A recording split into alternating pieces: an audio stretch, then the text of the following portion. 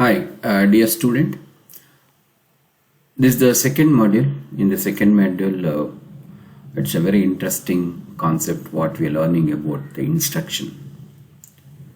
In the first module, we learned about the architectural block diagram, pin description, and functionality of all the pins and working principles of architecture of 8051. And also memory management and the flags. Now we are studying about the instruction and instruction format. So with this we defining some of the overview. One, we have the addressing modes, instruction set, and we'll go with the programming concept. So first we'll come to the 8051 addressing modes. The CPU can access data in various ways, which are called addressing mode. Remember, whatever the arithmetic operation done in the ALU, or we have the A register, B register, or the some of the registers, bank registers. These registers access the memory, internal memory or external memory, in various ways, which are called addressing modes. Let's say first we came to know that instruction format.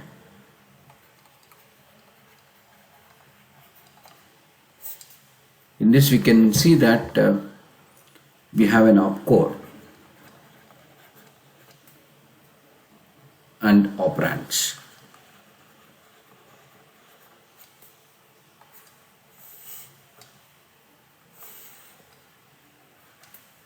Opcode or operational code.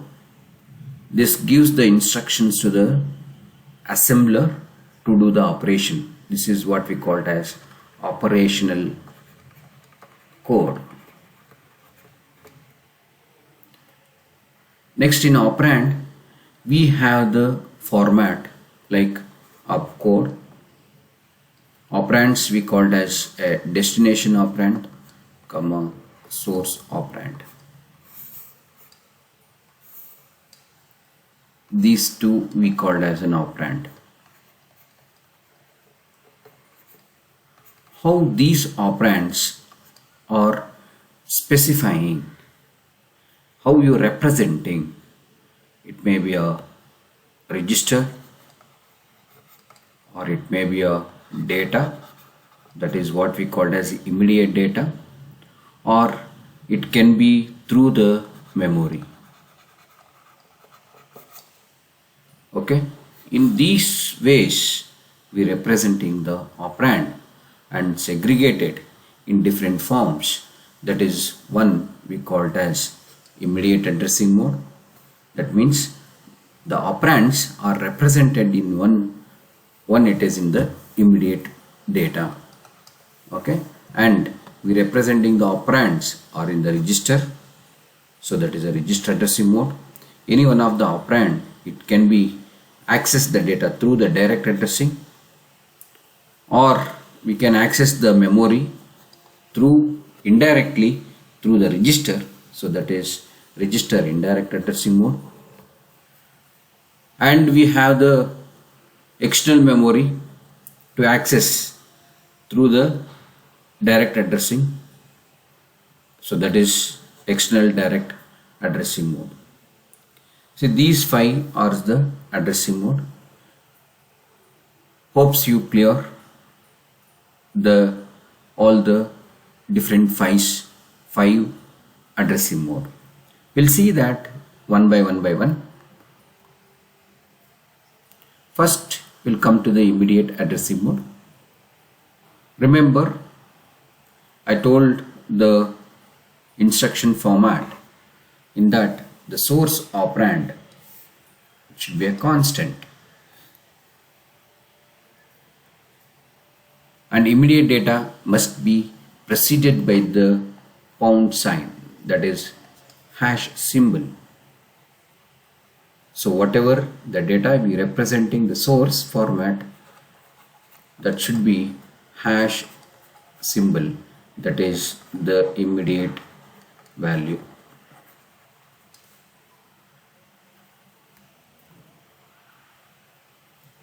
It can be load information into any register.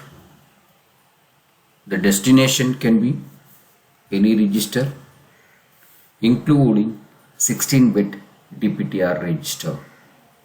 Like, see, we have an opcode, destination, comma source.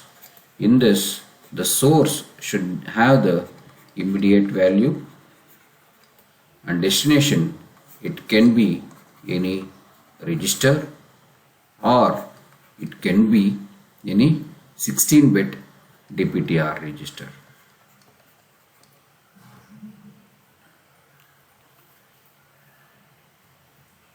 Okay, so we'll have the way to send the data, because the value and the register, the size should be matched. If this is 8-bit data and the register should be 8-bit data, your immediate value is 16-bit data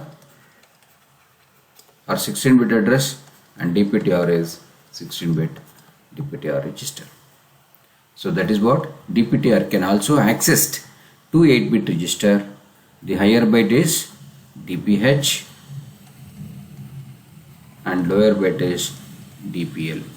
So through 8-bit I can access the DPTR. We have some of the example. See, this is the one instruction, move instruction. Move the value, that is immediate value, to the accumulator. Now the accumulator content holds the value as 25H.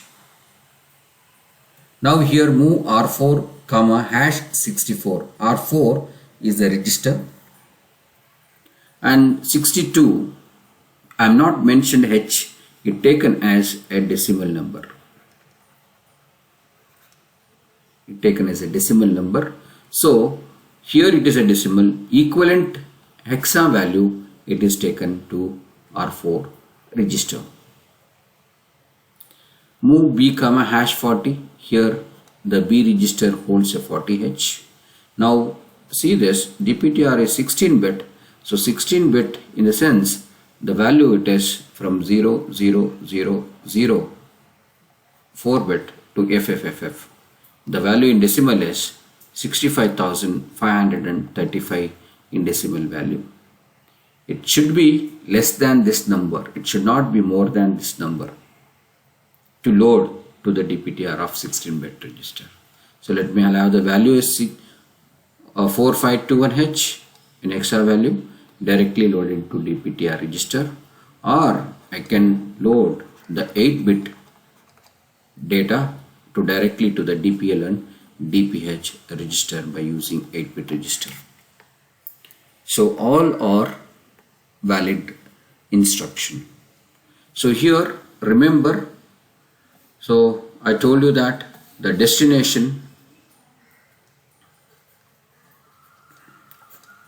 cannot be a constant, because constant cannot hold the data,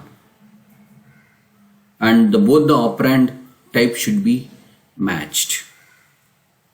I cannot move like move hash 40H comma A. So this cannot be possible. The destination cannot be a immediate data, because A content cannot hold this 40H. Okay, so this is the one you need to remember. So next we have the register addressing mode. In the register addressing mode, it holds the data to be manipulated. So here the operands, so like opcode and destination comma source. here both are register. Both are registers. Then I can say it is register addressing mode.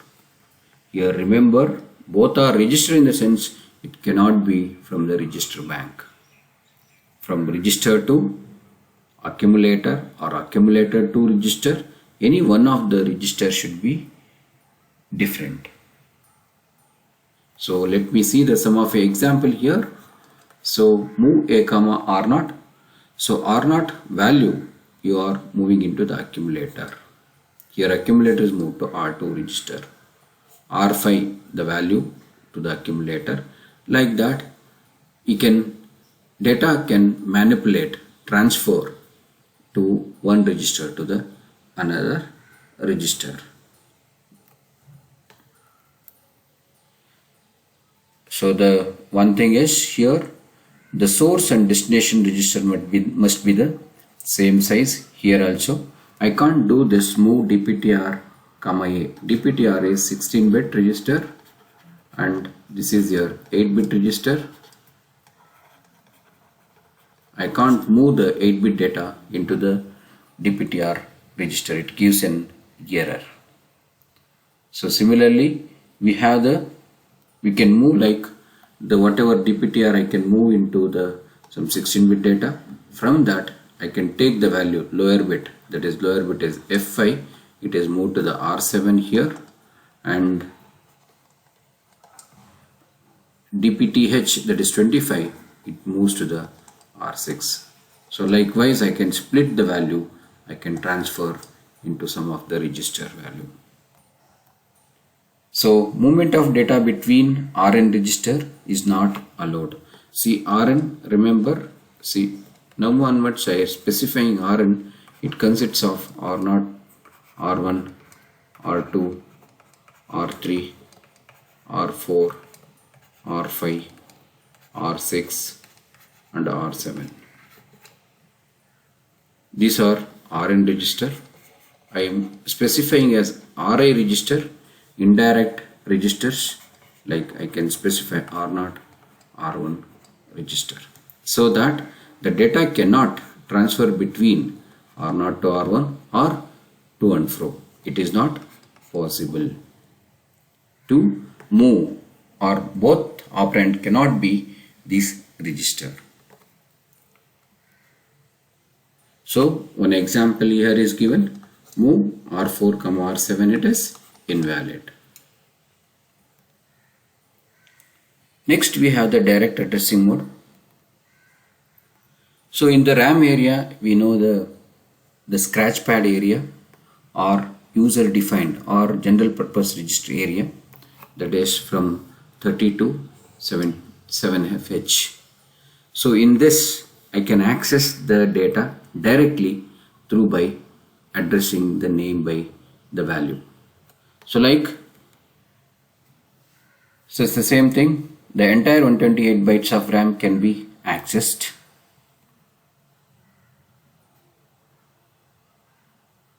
Here operands like opcode, destination, comma, source. I just mentioned that any one of the destination and source, it should be direct. So how do you mention the direct value? So if I mention the hash symbol, it is telling that it is immediate. If you not mention the hash symbol, it is saying that it is direct addressing mode. So that is what the contrast this with immediate addressing mode. There is no hash symbol in the operands. So we'll have some of the examples. So here see this is the 40H, it is a direct address. So where from the RAM area, so this is your RAM area, the address is 40, in that there is a data, that data is moved to the R0 register.